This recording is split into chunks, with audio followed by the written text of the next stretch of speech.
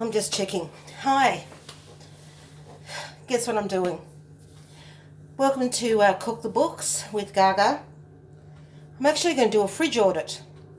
And I've got a freezer here.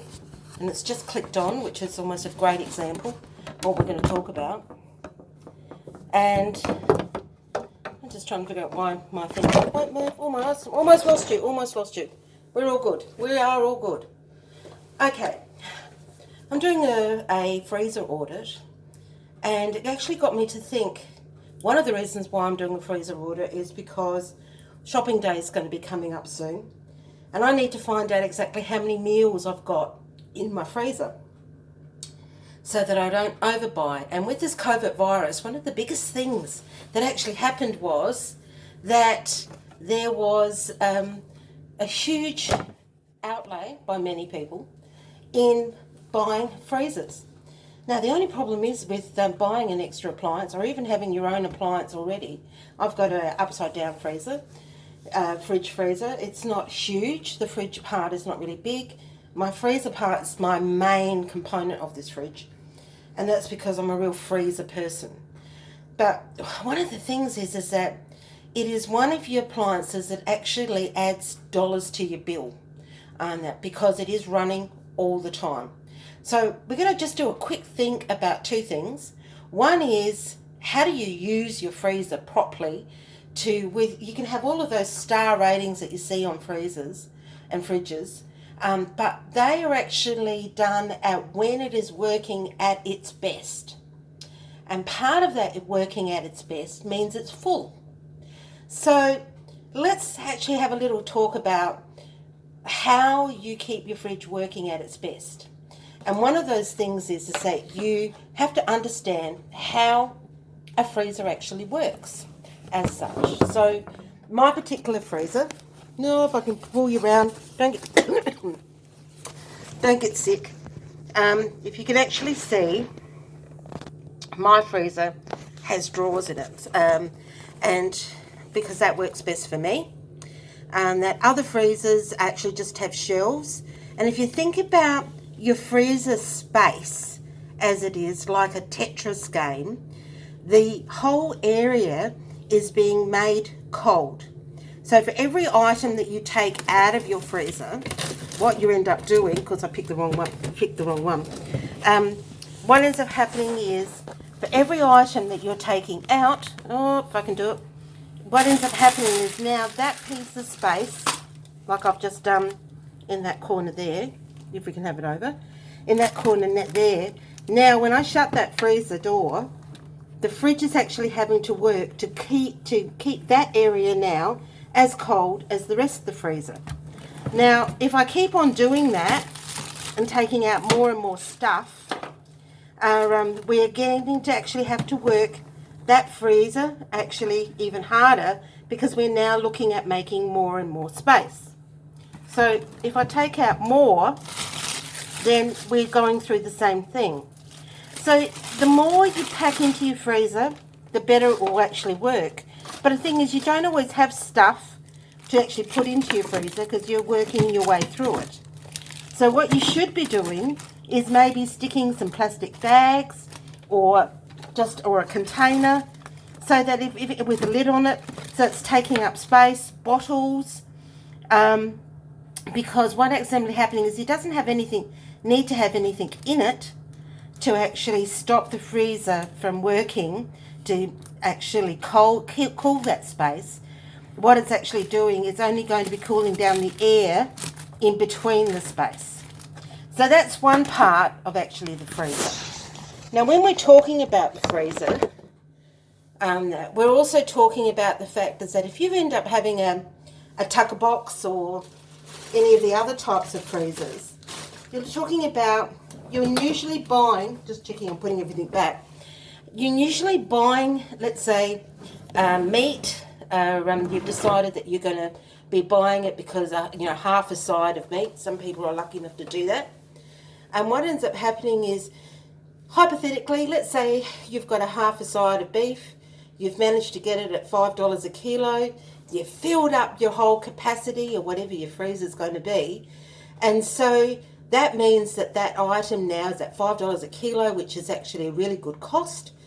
But as you're emptying your freezer, if you don't actually restock it or actually repad it out again, these items are now, with our electricity cost, is now bumping up your item that you've actually got in your freezer.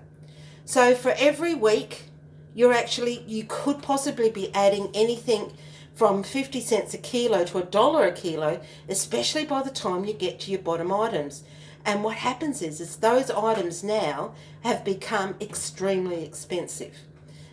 So be mindful that with your freezer, do repack it. I mean, I've got an auntie who actually repacks her freezer with plastic bags and empty milk bottles or juice bottles, just so that her fridge is actually working at its best cost-wise, running-wise.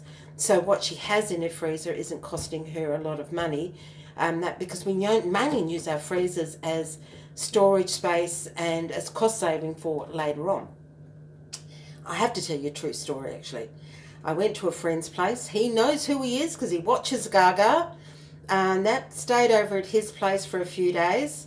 And he sort of said, there's some things in the fridge. There's butter, the milk, there's jams, whatever in the fridge. And help yourself. There's also some bread in the freezer. Me thinking, right, I got up next morning, had some coffee. I thought a bit of toast would be nice. And I went to his freezer, and I'm telling you, literally, there was in this similar sort of space as what this is, if not a bit bigger, and that because it was an upside down fridge as well, but a larger one. He had one loaf of white bread. And I don't know how long that one loaf of white bread was in that freezer, but it was when you're working out the running costs of keeping that one loaf, that it was the most expensive freezer he actually had. And to tell you the truth, he had, if I remember rightly, it was 1 litre of milk. No, I take it back. It was 2 litres of milk. There was one thing of butter, and there was some condiments.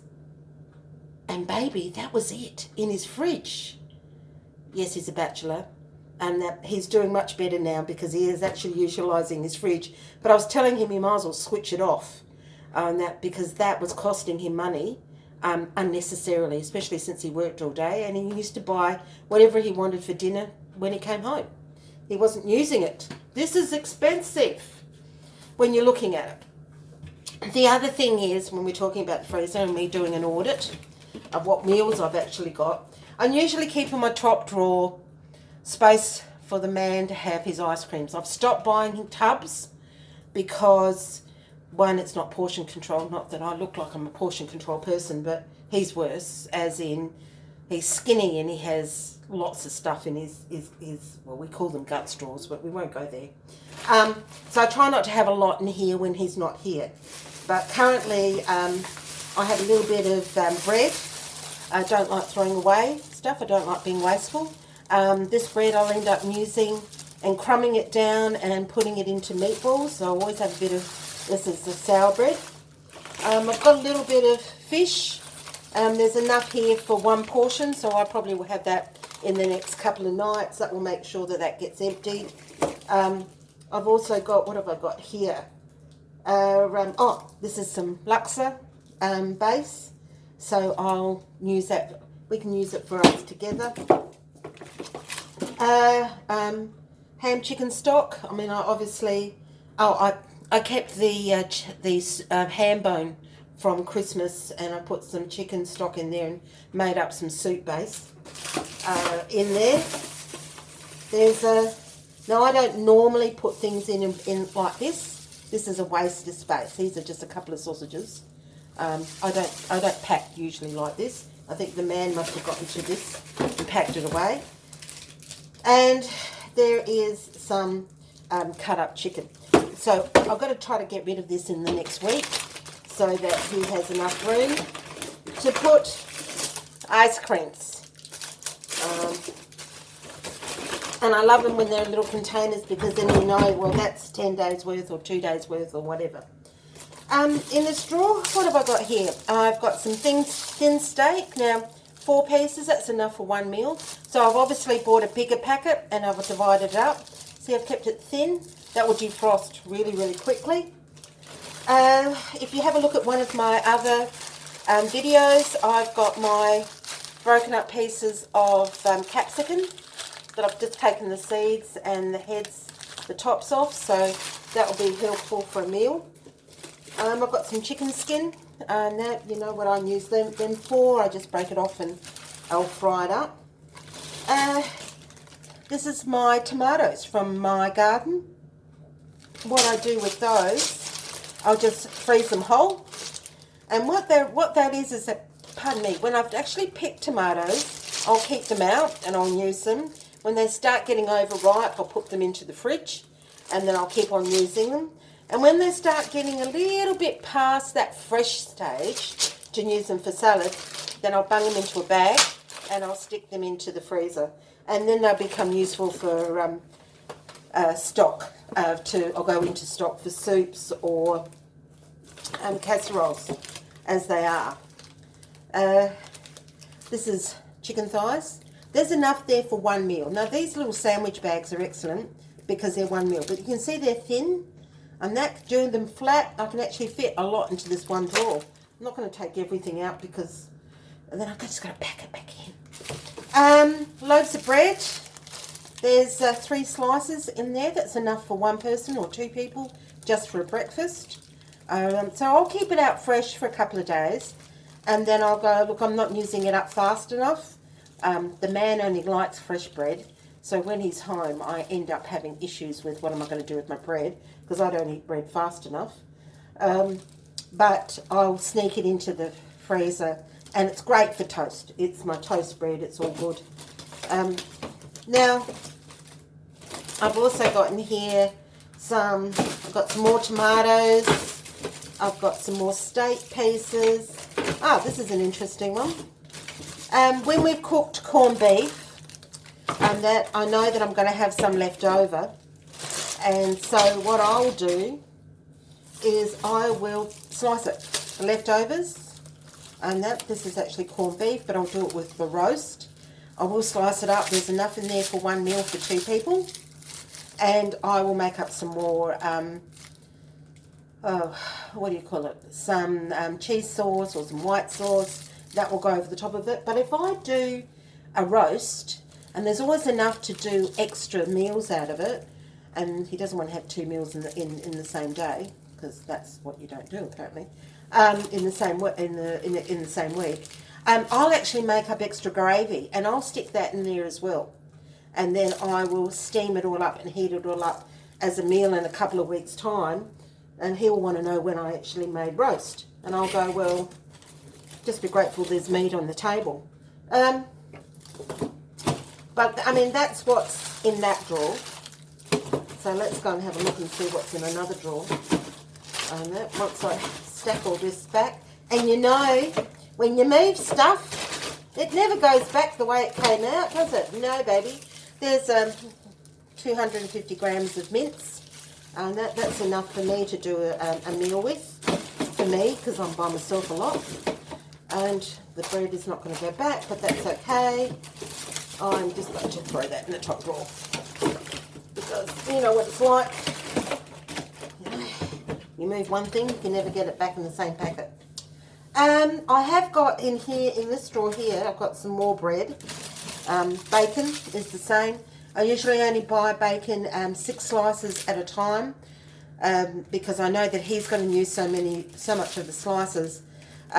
Once he's gone, then I'll pop it into the freezer and I'll make, you know, a little bit of bacon soup, or I'll know that I can add this to a meal. But to tell you the truth, you don't, unless you've got a big family, you're not going to be using 12 slices of bacon, so why buy it?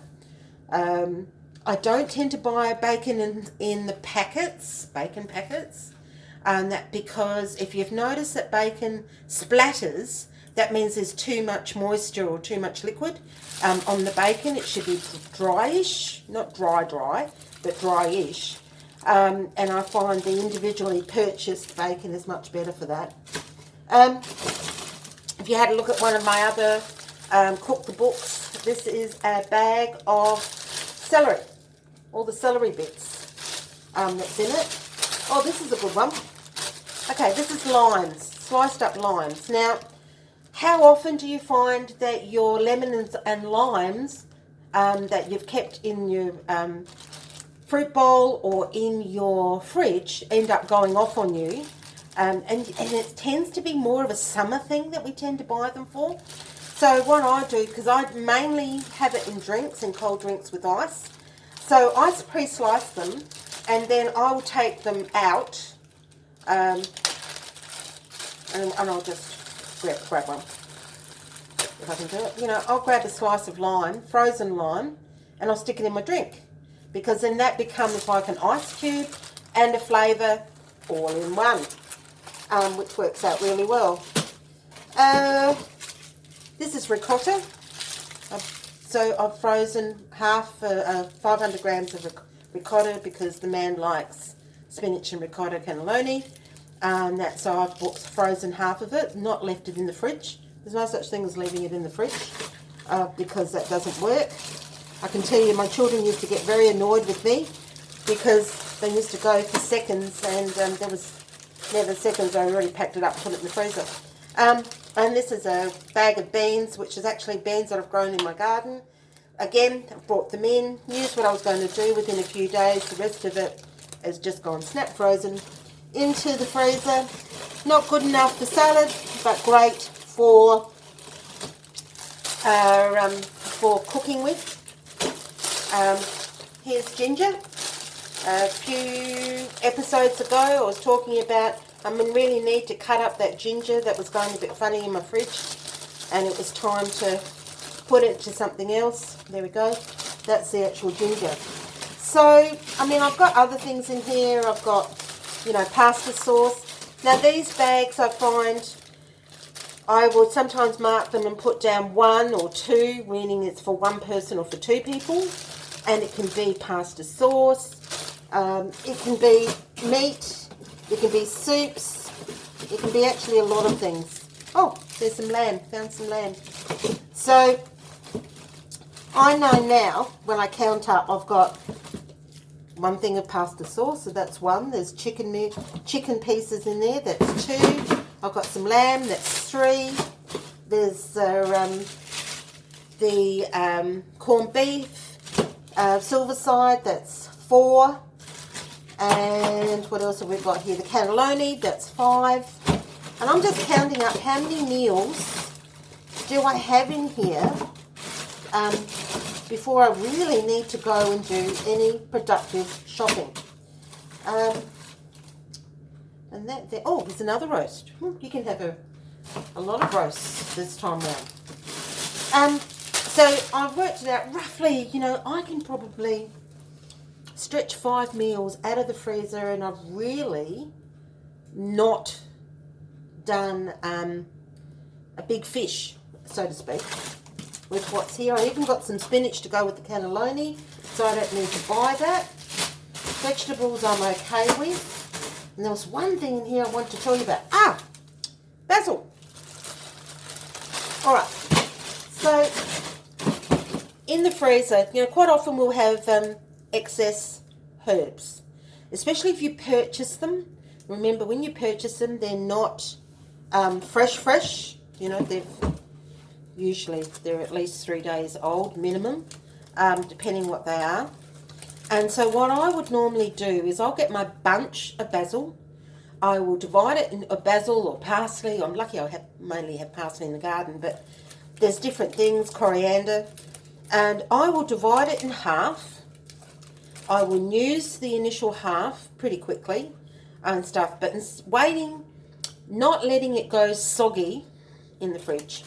And there's a number of different containers that you can use to help having your herbs and veggies actually stretch out further as far as seals and goes. But eventually you do need to do something with it. So this probably looks like something it shouldn't be, but this is actually a bunch of basil. Now, years ago I was watching an English show about how to preserve your herbs, especially in your freezer.